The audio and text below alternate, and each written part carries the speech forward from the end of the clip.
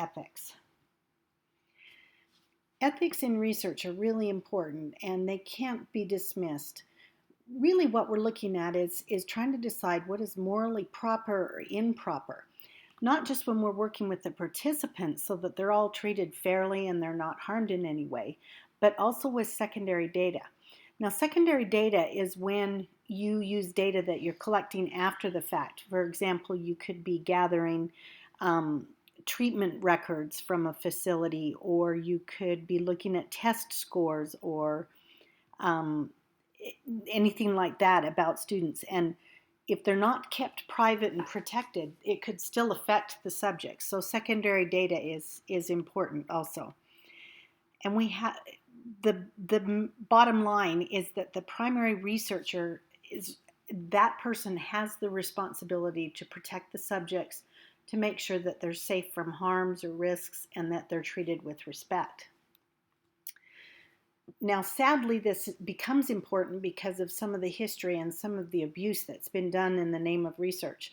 We can think back to some of the research projects that were done in Nazi Germany, the Nuremberg trials, the Tuskegee syphilis study, where men were actually treatment for syphilis was withheld from men to see what would happen as the disease progressed.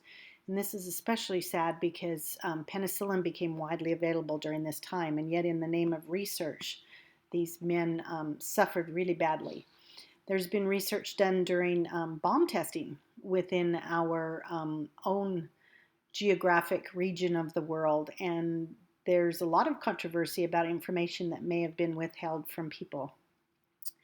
Some of you may recall the Stanford prison study where participants took on the roles of jailers and prisoners, and some of the actions became very abusive, and yet it was allowed to continue.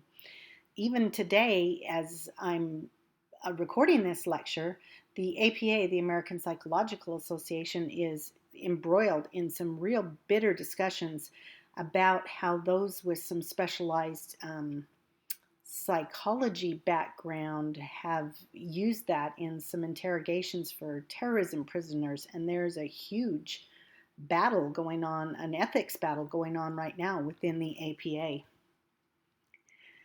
So, of course, legislation becomes important. The National Research Act of 1975 addressed a lot of this, and the bottom line of that research is twofold. First of all, subjects have to be protected. They have to be protected from harm or risk of any kind, and the benefits have to far outweigh the risks or any harm. And the part of the protection of the subjects is that they have to be informed and give consent, participate of their own free will, if you will, and they have to know what's going to happen before they are involved in a study. The second piece that was important in the NRA was that any research subject had to be, any research proposal has to be reviewed by an authorized group. And this turned into what we call the Internal Review Boards and Committees on Human Subjects, which you probably know by the acronym IRB. And this process is designed to protect the subjects, and it's also designed to protect the institution from any liability if someone is harmed. A lot of you are teachers, so I would hope that you're familiar with the Family Education Rights and Privacy Act of 1974. This is really important in educational research because we have the mandate to protect privacy. A teacher, for example, cannot just access information about any student they want to. A teacher has to get permission and have a reason, even to gather up de-identified data, which would be data where all of the identifying pieces have been taken out of it. The equivalent to this is the HIPAA on the medical side, if you're working in medical research at all. The Belmont Report is very important to the research committee. This actually came from within the research committee, and it laid out 3 principles that should govern any research that's done on human subjects. First of all, there's the principle of beneficence. This means that you have to do an analysis of the cost versus the benefits, or the risks versus the benefits. And that has to be clearly spelled out before you undertake any research. Secondly is the principle of justice, and that means that there has to be equal access, that it has to be fair, that people have to be debriefed or treated afterwards if there is a way to help them.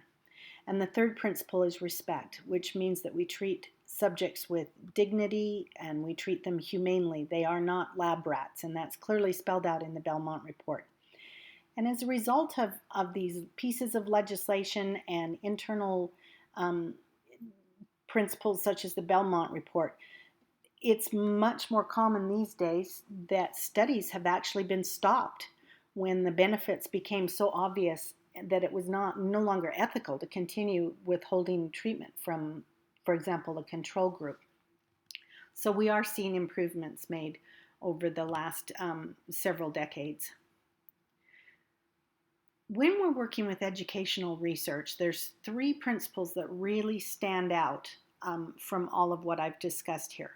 First of all, there is the principle of informed consent. This means that the subjects have to know what's going to happen, what the risks are, what the benefits are, and then they make a decision whether or not they will participate, and they can actually withdraw when they want to.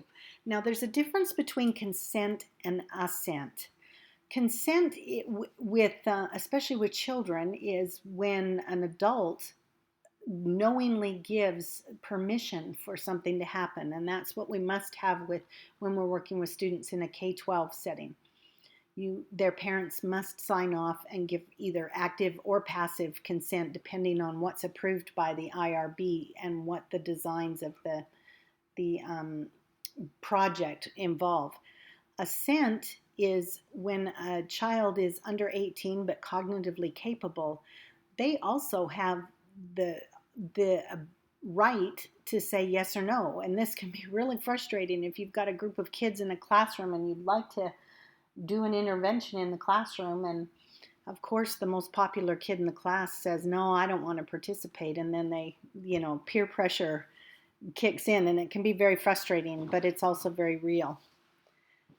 The last principle is the one of privacy. We have the responsibility to keep records confidential, to allow for anonymity if at all possible, and then to keep the records stored very carefully. Confidentiality and anonymity are very different.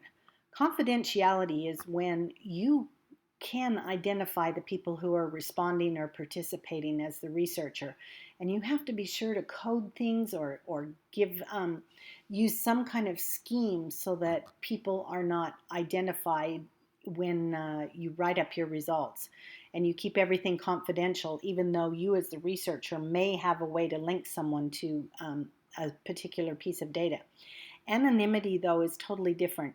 That is when you design your study or your instruments so that you as a researcher have no way or very little way of knowing who has responded.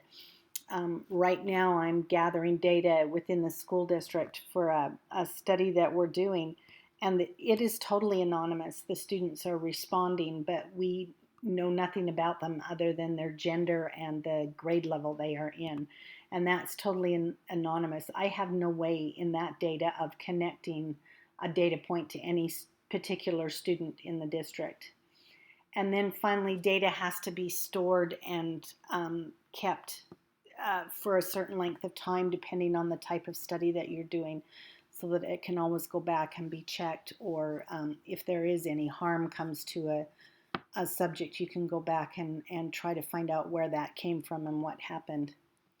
Now, your textbook does a really good job of discussing whether or not you can withhold information from subjects.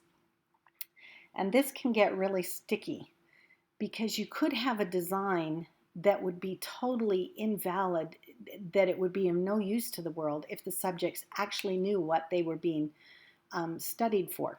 For example, if you were working with a drug that was supposed to help ADHD students with behaviors in class, and you tell them that that's what the drug's for, then it could influence the data that you collect.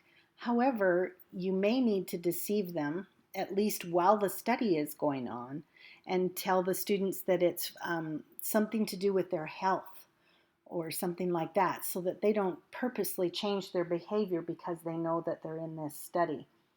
Now, the important thing there, when you do have to deceive participants, and this should all be approved by a review board and discussed, and you may have to adjust and change, but it's important to debrief the subjects afterwards and let them know what really happened and what they participated in.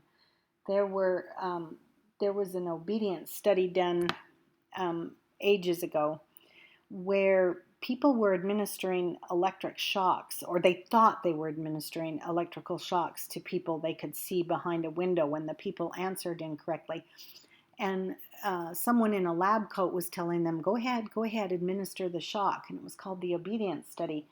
The problem there was that some people thought they were administering shocks that were strong enough to kill people. And they, even with the debriefing, they ended up with a lot of emotional baggage from participating in this study.